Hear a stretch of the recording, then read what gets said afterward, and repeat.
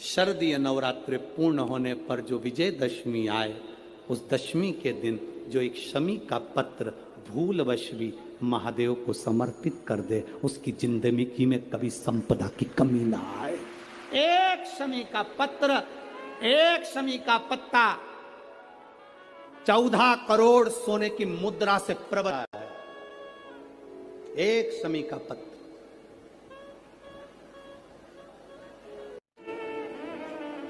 बरतंतु कोष से कहे मुझे 14 करोड़ सोने की मुद्रा चाहिए। गुरु परीक्षा लेता है। गुरु परीक्षा की घड़ी में ऐसा सामने आता है कि परीक्षा लेने लगता है।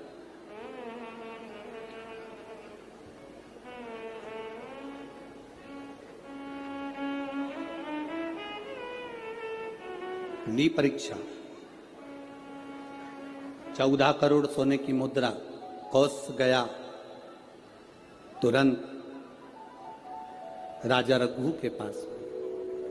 राजा रघु से कहा, महाराज 14 करोड़ सोने की मुद्रा मेरे गुरु जी को देना है, मैं ब्राह्मण का बालक हूं, आप दे दो। राजा रघु ने कहा, 14 करोड़ सोने की मुद्रा देने के लिए मना नहीं, पर मैंने अभी यज्ञ करा था, उस यज्ञ में मैंने सोने की मुद्रा सब संतों को, ब्राह्मण जन को बांटी है। मेरे पास में इतनी मुद्रा नहीं, थोड़ी बहुत निकल जाएगी, 1 करोड़ दे दूंगा, 14 करोड़ कहां से लाऊं? राजा रघु ने कहा, पर ब्राह्मण मेरे दरवाजे से खाली ना जाए, रुकिए, मैं इंद्र पर आक्रमण करता हूं। गुरु गुरु है, इंद्र पर आक्रमण करता हूं। राजा रघु ने इंद्र पर सेना तैयार कर आक्रमण करना प्रारंभ करा। इंद्र का सिंहासन डोलने लगा। इंद्र दौड़ते दौड़ते भगवान ब्रह्मदेव के पास में गए। राजा रघु इंद्र पर आक्रमण कर रहे हैं, इंद्रलोक पर आ रहे हैं, क्या करा जाए? एक बच्चे को 14 करोड़ सोने की मुद्रा चाहिए, गुरु ने मांगी है, इसीलिए लेकर जा रहा है। उसको 14 करोड़ स्वर्ण मुद्रा, हाँ 14 करोड़, हाँ क्या करें? इंद्र से कहा, राजा रघु यहां पर आए स्वर्ण मुद्रा लेने के लिए, आप कुबेर को बुलाओ और कुबेर से कहो कि तू जाकर 14 करोड़ सोने की मुद्रा दे दे। कुबेर को बुलाया। कुबेर शमी का एक पत्ता तोड़ा।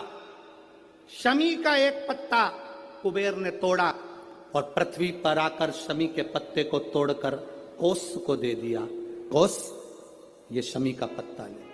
कोष ने कहा, मुझे 14 करोड़ स्वर्ण मुद्रा चाहिए, ये पत्ते का क्या करूंगा?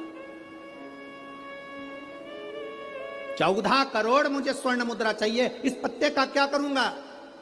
तब कुबेर ने जो पत्ता दिया और कोष से कहा कि यह बर्तन तू महर्षि को ले जाकर दे देना, वह महर्षि समझ जाएंगे इस पत्ते में क्या है। बर्तन तू महर्षि के पास में एक शमी का पत्ता ले जाकर कोष ने दिया। कोष ने जैसे ही दिया, बर्तंतु ने उस पत्ते को अपने सिर से लगा लिया और जान गया ये मेरे महादेव का शमी का पत्र है। एक पत्ते में 14 करोड़ सोने की मुद्रा का फल होता है। 14 करोड़ सोने की मुद्रा का फल एक शमी के पत्ते में होता है। तुरंत बर्तंतु महर्षि ने शंकर की आराधना कर कर शिव जी से हाथ जोड़कर प्रार्थना करी, बाबा प्रकट हो। देवादिदेव महादेव प्रकट होकर कहते हैं, बर्तंतु मांगो, तुम्हें क्या चाहिए? बर्तंतु कहते हैं, बाबा शरदीय नवरात्रि पूर्ण होने पर जो विजयदशमी आए, उस दशमी के दिन जो एक शमी का पत्र भूलवश भी महादेव को समर्पित कर दे, उसकी जिंदगी में कभी संपदा की कमी ना आए। एक शमी का पत्र, एक शमी का पत्ता 14 करोड़ सोने की मुद्रा से प्रबल है। एक शमी का पत्र। आज भी कई जगह पर विजयदशमी के दिन, कई स्थानों पर विजयदशमी के दिन शमी पत्ते का लेन देन होता है। शमी के यहाँ होता है कि नहीं होता हमको स्मरण नहीं है, महाराष्ट्र में तो, पर कई जगह पर होता है। यहाँ पर भी शमी का जो पत्र होता है, विजयदशमी के दिन लोग देकर उसको प्रणाम करते हैं, माता पिता को नमन करते हैं। क्यों? आप अपने बच्चे हो, आपसे पूछेंगे, आपकी औलाद आपसे पूछेगी, आपके आने वाली पीढ़ी आपसे पूछेगी, माँ ये कौन सा नाटक बनाकर रखा है तुम लोगों ने? समी का पत्ता दे, समी का पत्ता ले, मिलने जाओ तो समी का पत्ता क्यों लिया दिया जाता है? बच्चे पूछेंगे, आज की पीढ़ी बहुत प्रश्न करती है, उसको उत्तर देना पड़ेगा कि एक पत्ते में 14 करोड़ स्वर्ण मुद्रा का फल होता है। एक शमी के पत्र में आज के बच्चे जो प्रश्न करेंगे उसका उत्तर देने के लिए तुम्हें तैयार रहना पड़ेगा। उस उत्तर को तुम्हें देना पड़ेगा कि ये शमी का पत्र विजयदशमी पर क्यों लेन देन किया जाता है, शमी का पत्र क्यों शिव के मंदिर में जाता है, शमी के पत्र की मूलता क्यों होती है, इसको समझाना। एक शमी पत्र में वो फल है।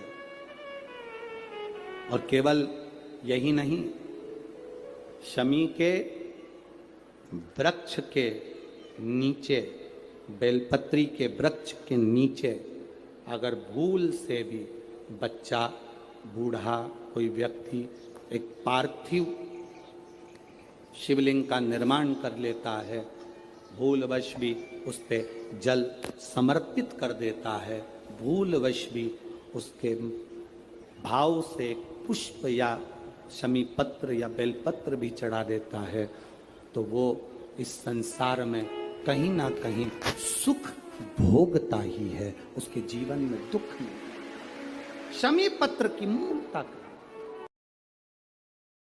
हर महादेव, श्री शिवाय नमस्तुभ्यम। दर्शकों, स्वागत है आपका अपने YouTube चैनल में। दर्शकों, इस वीडियो में आज पूजनी पंडित जी आपको शमी पत्र का बहुत ही विशेष उपाय बताए हैं।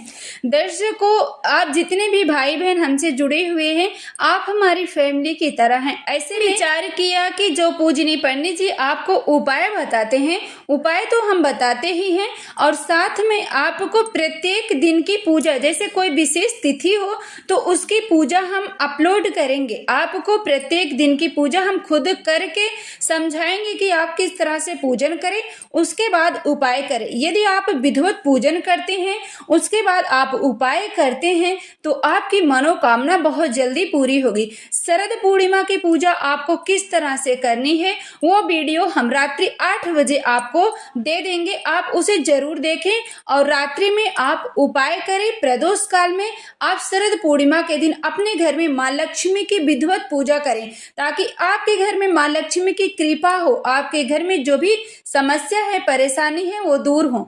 दर्शकों, कल के वीडियो हमने अपलोड किया, जो आपको डिस्क्रिप्शन में लिंक मिल जाएगा, कि करवा चौथ की पूजा आपको अपने घर पे अकेले सरल तरीके से किस तरह से करना चाहिए।